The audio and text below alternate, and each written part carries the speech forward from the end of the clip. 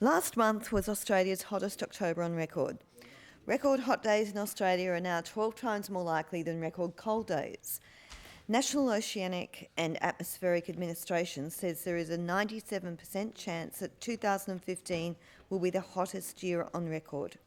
The UK Met Office tells us that global warming has now exceeded 1 degree Celsius since pre-industrial times.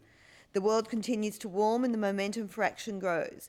People, communities and businesses are looking to be part of the solution, recognising we're capable of innovation, change and action to avert the collision course we're on with the catastrophic effects of climate change.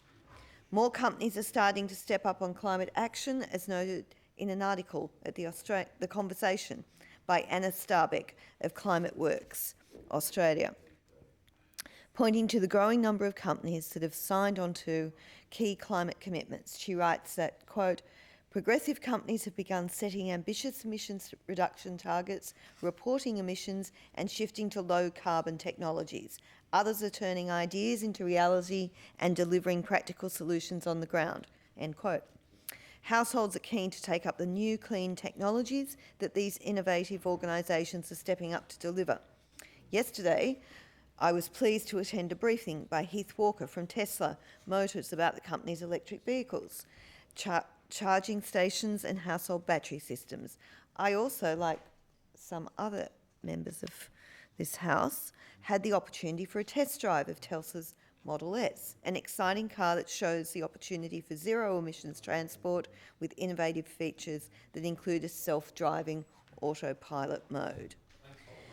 I'm also proud to be involved in the establishment of Anova Energy, Australia's first community-owned energy retailer. Anova aims to reflect the Northern Rivers community's commitment to sustainability and social responsibility by supplying clean, renewable energy, sourcing from local partners, investing in social benefit projects, and supporting households that have limited capacity to make the transition to renewable, including renters and disadvantaged groups. But as Starbeck notes, Australia just can't rely on voluntary business action and policy, and regulation is needed to lock in a path to reducing emissions. Yet the state and federal governments, along with the largest opposition party, have continued to fail on climate leadership, as they have done for over a quarter of a century. When this parliament commenced, the New South Wales government didn't so much as mention climate change in the governor's address. More recently, a submission to the federal consultation on post-2020 emissions targets prepared by the government, which warned of significant risks facing the state's people, environment, economy without cuts in emission, wasn't submitted, despite being sent to the Premier's office for approval.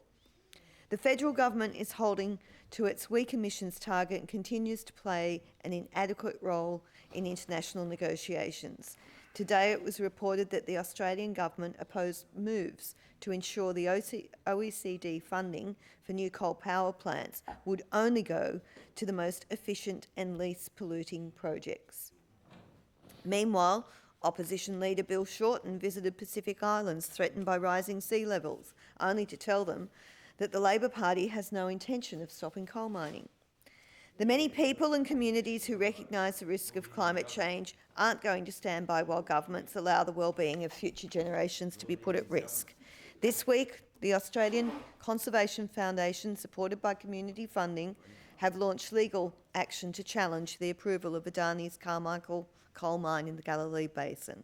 They'll argue that Minister Hunt failed in his duty to consider the climate change impacts and especially the threat to the World Heritage Great Barrier Reef that would be caused by burning the coal from the mine. The Greens are standing with communities, supporting innovative industries and pressing all governments for action on climate change.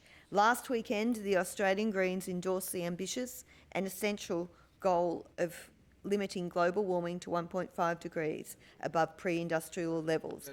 In New South Wales, I've introduced a climate change bill that would commit all governments to accountability for having strong, comprehensive climate policies. I'm proud that the Greens have been the clear, optimistic and strong voice on this issue. Every one of us in this place should consider how history will think of us if we waste time, if we lack courage and if we fail in meeting the challenge of climate action. The Honourable